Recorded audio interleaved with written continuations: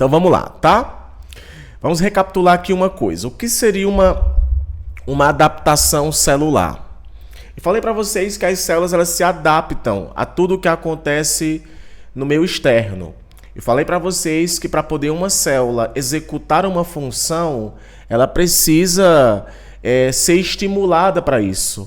Então, esses estímulos, tanto fisiológicos como estímulos patológicos, fazem as células se adaptarem.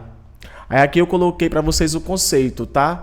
Adaptações são alterações reversíveis no tamanho, no número, na característica da célula, que no caso é o fenótipo, na atividade metabólica dela ou funções das células. Inclusive tem uma adaptação celular onde uma nova célula ela é utilizada para poder gerar aquela característica, que é um tipo de adaptação metaplásica.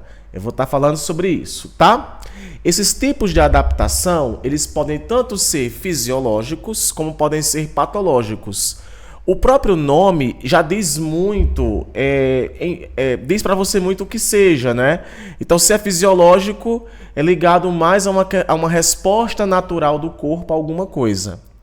Se é patológica, é ligado a algum tipo de estímulo proveniente de algum antígeno, por exemplo.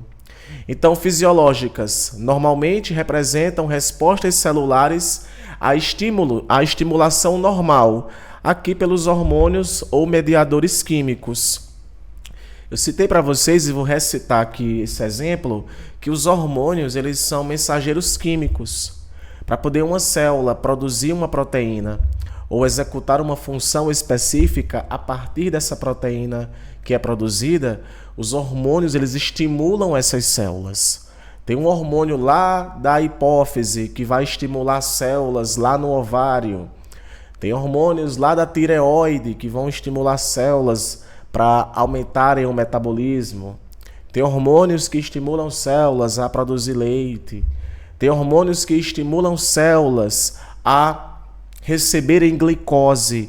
Então, essas adaptações fisiológicas elas acontecem de forma normal em nosso corpo e são mediadas por meio de hormônios. Mas não para por aí. As adaptações patológicas elas são respostas ao estresse que permite às células modularem sua estrutura e função. Então, veja só, a célula pode mudar sua função ou pode se adaptar aumentando a quantidade, aumentando o volume. Isso se dá também através de um estresse, uma estimulação proveniente a partir de uma quebra da homeostase do próprio corpo ou da invasão de algum patógeno. Isso tudo faz com que a célula ela consiga escapar da lesão. Caso aconteça uma lesão, aí isso é outra coisa, tá? Tanto tem as lesões reversíveis, como tem as lesões irreversíveis, que possivelmente quando você estiver vendo essa aula aqui, ou você está vendo para revisar o assunto, ou você já viu que eu falei sobre isso depois, tá? Muito bem, então aqui eu tenho os 4 tipos de adaptações. São os tipos bem conhecidos: a hipertrofia, a hiperplasia, a atrofia e a metaplasia. É interessante destacar que nesses tipos de adaptação, o que acontece dentro da célula é importante. Geralmente está ligado à produção, a uma estimulação a produzir mais proteína ou a produzir menos proteína. Uma adaptação de estimulação a ativar mais divisões celulares ou inibir mais diferenciações celulares, divisões celulares. Então, essas respostas vão variar muito do que está acontecendo dentro da célula. Por exemplo, no caso da hipertrofia, nós percebemos o aumento do tamanho da célula, que resulta no aumento do tamanho do órgão. Se a célula aumentou, consequentemente, o órgão ou aquela estrutura também aumentou.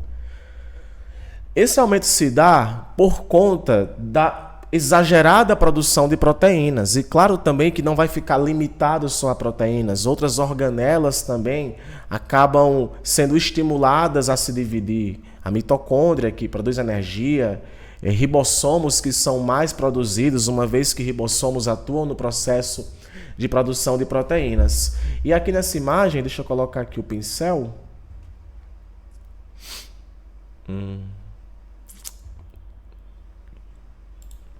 E aqui nessa imagem você vê, ó, a célula normal e a célula depois que passou por um processo de hipertrofia. Ela era pequena e na hipertrofia aumentou o seu volume. Olha, isso aqui acontece naturalmente com os músculos, tá? Após uma atividade intensa, ou seja, a hipertrofia ela seria uma adaptação de intensidade. Então, se o corpo percebe que você está utilizando mais aquele órgão, requer que ele produza mais proteínas para poder acompanhar aquela tensão. Então, note, ó, aqui nessa situação A, eu tenho uma musculatura, digamos que normal, e aqui na situação B, tu já percebe que houve um aumento do volume. Não confundam aumento do volume com aumento da quantidade de células. O aumento da quantidade de células é uma hiperplasia. Existem tipos de hipertrofia, existem tipos de hiperplasia, é importante também destacar isso, tá? Aqui eu tenho uma hipertrofia fisiológica, que acontece naturalmente no útero de uma mulher grávida. Como você pode perceber, numa situação normal, as células estão com um volume menor, e numa situação de hipertrofia por conta de um processo de gestação, você percebe que as células estão maiores. E, consequentemente, ocorre o aumento do órgão. Então, a hipertrofia seria isso, um aumento celular que se dá por conta da produção de proteínas que, consequentemente, aumenta o volume celular. Isso seria uma hipertrofia. Agora, é claro que ela pode acontecer de uma forma patológica. Na aterosclerose, por exemplo, que é uma doença que, de alguma forma, obstrui o fluxo sanguíneo graças às placas de gordura que se formam nas artérias, o coração ele precisa ter mais força para bombear mais sangue. Então, dessa forma, nós percebemos uma hipertrofia cardíaca, onde as próprias células do miocárdio, os miócitos do miocárdio, eles aumentam de volume. Patrick, ao mesmo tempo que está acontecendo hipertrofia, pode acontecer outro tipo de adaptação, como a própria hiperplasia? Pode, tá? A hiperplasia e a hipertrofia estão intimamente ligadas, mas a hipertrofia é o aumento do volume celular. A hiperplasia é o aumento do número da quantidade de células. Então, eu poderia dizer sim, que aqui no coração tanto aconteceu hipertrofia como hiperplasia. Geralmente, o que acontece é hipertrofia. Isso daqui pode sim causar uma lesão, futuramente causar uma lesão celular, até mesmo irreversível, e as células do coração acabarem morrendo, tá?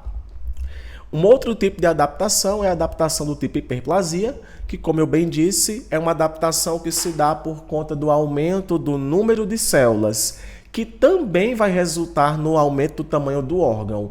Em ambos os casos, tanto na hipertrofia como na hiperplasia, ocorre o aumento do órgão ou da estrutura. Um se dá por conta do aumento do volume, que no caso é a hipertrofia. A hiperplasia, o aumento se dá por conta do aumento do número de células. A hiperplasia tanto pode ser fisiológica como pode ser patológica. No caso da hiperplasia fisiológica, ela pode ser ocasionada tanto por estimulação hormonal. Aqui eu coloquei proliferação do epitélio glandular da mama feminina durante lá o período de puberdade, onde as células até então estavam em um aspecto normal e começaram a se dividir. É uma hiperplasia de estimulação hormonal. Eu também tenho uma hiperplasia compensatória, que é o crescimento de tecidos residuais após a remoção ou perda da função de um órgão, que é o que acontece com alguns órgãos, como por exemplo o fígado. Dependendo da lesão que tenha acontecido com o fígado, ou por exemplo a doação, esse fígado ele pode sim se reparar. E essa hiperplasia ela é fisiológica, então isso acontece normalmente com o nosso corpo, tá? Agora, a hiperplasia também pode ser patológica, que aqui é o que nós queremos destacar. Tanto da questão de hipertrofia, como de hiperplasia, como de atrofia e de metaplasia, é filtrar. Nosso foco aqui é falar sobre os aspectos de fato patológicos. No caso da hiperplasia patológica, aqui nós percebemos uma estimulação excessiva hormonal ou fatores de crescimento. Ou seja, essas células elas poderão se multiplicar de uma forma desordenada, a partir de uma estimulação incorreta, uma estimulação excessiva. Aí aqui nós temos uma estimulação patológica excessiva, que é patológica, que é a hiperplasia do endométrio. Aqui nós percebemos o endométrio numa situação normal e o fluxo de sangue que é eliminado na menstruação diz muito sobre essa hiperplasia do endométrio. Isso daqui, Patrick, pode levar de repente a algum problema, alguma doença? Pode. O fluxo sanguíneo pode ser alto de tal forma que ele pode migrar, digamos, para seu ovário, tá? Promovendo doenças, ok? Tem até uma doença que se dá por conta disso, endometriose, né? No caso da endometriose, o sangue ela acaba indo para o ovário, isso pode acontecer pelo excesso de sangue. Afinal, vai acontecer a descamação disso por conta da concentração de hormônios. Então, aqui seria uma hiperplasia do endométrio, mas tem vários tipos de hiperplasia. Eu tenho aqui a hiperplasia da próstata, que é a hiperplasia prostática, que nem sempre isso aqui vai levar ao câncer de próstata, mas pode ser um dos fatores. Aqui eu tenho uma próstata. A próstata é uma glândula responsável por produzir o líquido prostático, que é muito importante no processo reprodutivo, tá? Inclusive, além da próstata, tem outros líquidos que compõem o sêmen, mas o líquido prostático é importante para diminuir a acidez do útero, para possibilitar o processo de locomoção dos gametas, tá? Aí aqui eu tenho na esquerda uma próstata normal e aqui, ó, uma próstata com hiperplasia prostática benigna. Olha isso, ela aumenta de tamanho, ok? Aqui eu tenho a leucoplasia, que eu citei até em aula, tá? Em sala, que é um tipo de hiperplasia patológica, a leucoplasia, que se dá por conta de algum agente etiológico. Pode ser um vírus, pode ser uma bactéria, tá? E essa camada de tecido aqui, ela é formada. Interessante é que não pode elaborar nenhum tipo de raspagem aí, não pode machucar, porque essa região está muito delicada, ok? No caso da atrofia, a atrofia ela é definida como uma redução do tamanho de um órgão ou tecido que resulta na diminuição do tamanho do número de células. Aqui nós percebemos o oposto do que acontece com a atrofia. No lugar de aumentar a intensidade, diminui a intensidade de tal forma que a célula ela reduz a produção de proteínas. E, consequentemente, outras organelas também acabam diminuindo sua atividade e, consequentemente, a intensidade diminui, ocorre a diminuição do tamanho das células e também acontece também a diminuição do número de células. Então, a atrofia tanto diminui o tamanho, como também pode diminuir o número da quantidade de células. Da mesma forma como as demais, tanto pode ser fisiológica como pode ser patológica, tá? Eu coloquei aqui essa ilustração ao qual existem estimulações para contração muscular, por exemplo, que são cerebrais. Então, se existe uma deficiência dessa estimulação, o músculo ele pode começar a atrofiar, tá? Aí aqui eu coloco a atrofia patológica, que é a redução da carga de trabalho. Você percebe aqui que a própria musculatura de uma das pernas dessa pessoa, ela reduziu. Isso se deu justamente por conta do uso ou desuso. Parece muito com um assunto de evolução, de Lamarck. Lamarck fala muito sobre a questão do uso e desuso, mas eu não quero entrar nesse assunto. Mas nessa atrofia patológica se dá justamente por essa redução da carga de trabalho. Justamente aí no campo da fisioterapia, quando uma pessoa está com alguma patologia que não pode mexer algumas partes do corpo, pode sim promover esse tipo de atrofia. Como também essa atrofia que é a perda da inervação, que é uma atrofia que se dá por a desinervação, ou seja, os próprios neurônios eles podem ser prejudicados e você não consegue mexer os dedos. E isso vai fazer também com que exista uma adaptação do tipo atrofia, tá? Essa daqui também é bem conhecida, que é uma atrofia patológica, que é a diminuição do suprimento sanguíneo. O cérebro é um dos órgãos que necessita de nutrientes.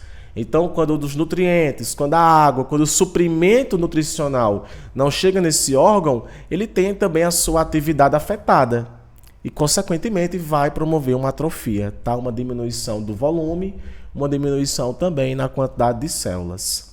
E aqui eu coloquei outros exemplos, que é a nutrição inadequada, a perda da estimulação endócrina e a própria compressão. Se você comprimir também alguma parte do seu corpo, isso também leva a uma atrofia.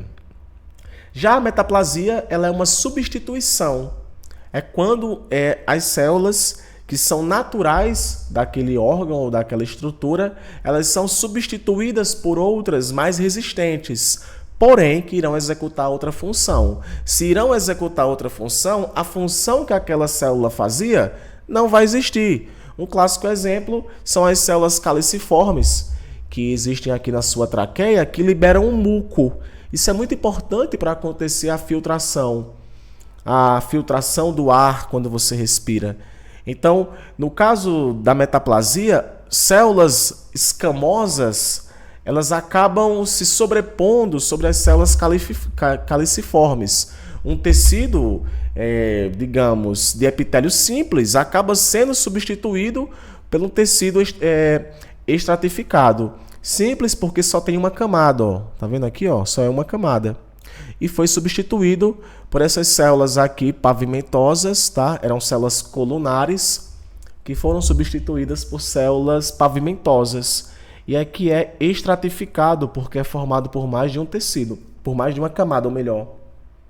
Aumenta a resistência? Aumenta. Porém, perceba, essas células são diferentes. Se são diferentes, logo a função será comprometida. Então, a metaplasia é um tipo de alteração reversível na qual um tipo celular diferenciado, aqui eu coloquei o epitelial ou mesenquimal, é substituído por outro tipo celular. Ela, muitas vezes, representa uma resposta adaptativa, em que um tipo celular sensível a um determinado estímulo nocivo, a fumaça, é substituído por outro tipo de célula, que é mais capaz de suportar um ambiente adverso. Então, gente, literalmente são esses tipos de adaptações celulares que eu gostaria que vocês levassem consigo, tá? Espero ter ajudado com essa revisão aula, tá? E contem comigo aí para o que precisarem, tá? Um abraço e a gente se vê por aí. Tchau, tchau.